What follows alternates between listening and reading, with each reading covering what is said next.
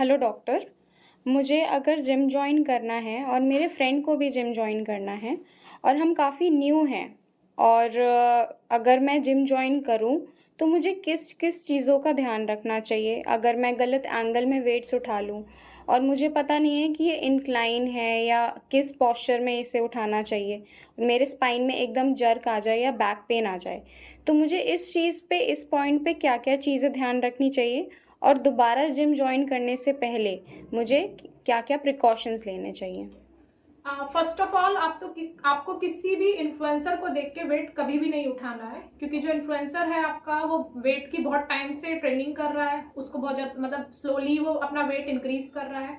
आपको इमिडिएटली किसी को भी देख के बहुत ज़्यादा वेट नहीं उठाना है। जब भी आपको वेट ट्रेनिंग स्टार्ट करनी है तो मिनिमम वेट के साथ करनी है और उसको धीरे धीरे प्रोग्रेसिवली बढ़ाना है।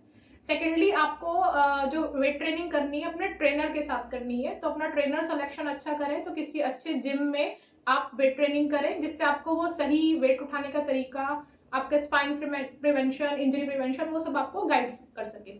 सेकेंडली आपको जो वेट ट्रेनिंग जब स्टार्ट करनी है हमेशा वार्म अप से ही स्टार्ट करनी है, जिससे बॉडी को पता रहे कि अब हमारी एक्सरसाइज स्टार्ट हो रही है, अब हमें वेट उठाना है। मतलब डायरेक्ट आपको वेट कभी नहीं उठाना है, तो सम स्ट्रेचिंग्स, वार्म अप, उसके बाद ही, कार्डियो के बाद ही आपको वेट उठाना है। नेक्स्ट क्या है, जब आपको कभी बाय चांस इंजरी हो जाती है या स्ट्रेन आ जाता है बैक में या कहीं पे भी, तो हमेशा सपोर्ट के साथ, बैक सपोर्ट जो आपकी जिम बेल्ट है या स्पाइन बेल्ट है उसके साथ ही वेट को उठाना है, उसके बिना वेट नहीं उठाना है। थोड़ा सा अपनी डाइट बेटर करनी है, तो थोड़ा सा अपनी डाइट में प्रोटीन और vitamin C rich diet add on करनी है, जिससे जो हल्का फुल्का वियर एंड टीयर हमारे जिम में होता है वो साथ साथ हील करता रहे। और अगर आपको कोई मेजर इंजरी हो गई है तो मिनिमम आपको 3 to 6 मंथ का जिम से ब्रेक लेना पड़ेगा वेट उठाने के लिए और अपनी कोर मसल पे काम करना पड़ेगा।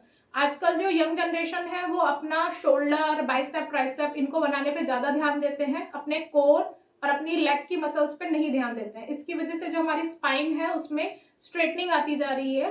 जो यंग जनरेशन, जो यंग बॉयज है, उनका पोस्चर खराब होता जा रहा है, क्योंकि they are working more on their shoulders, their this bicep tricep look, but वो कोर पे बिल्कुल काम नहीं कर रहे हैं, जिसकी वजह से जो हमारा स्पाइन का जो नेचुरल कर्वेचर है वो धीरे धीरे लॉस होता जा रहा है और उसकी वजह से उनको पोस्चरल इशू, पेन, और उसी की वजह से जो बैक इंजरीज जिम में कॉमन हो रही है वो बढ़ती जा रही है। बस यही प्रिकॉशंस का आपको ध्यान रखना है जिम ज्वाइन करने से पहले। और अगर फिर भी आपको कोई पेन रहता है या फिर कोई इंजरी हो जाती है या कुछ डिस्कम्फर्ट है, तो बेटर है कि आप अपने डॉक्टर से, अपने फिजियोथेरेपिस्ट से कंसल्ट करें और उनसे गाइडेंस लेके ही जिम ज्वाइन करें। ऐसे रैंडम नहीं करें, क्योंकि ये minor minor wear and tear major injuries में बदल जाते हैं और आपको फिर उसके लिए लेटर ऑन सर्जरी करानी पड़ती है। Thank you. Okay ma'am, thank you so much. ये चीज़ मुझे काफ़ी ज़्यादा हेल्पफुल रहेगी। Thank you.